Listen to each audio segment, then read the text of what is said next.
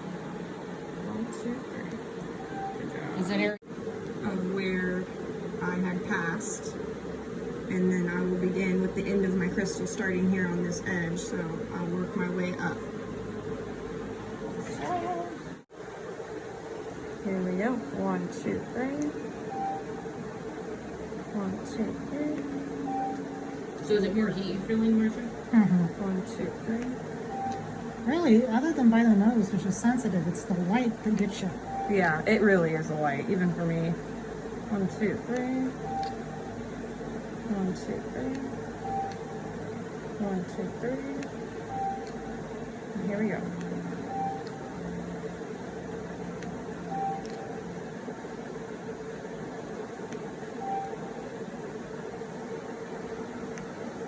Good stuff.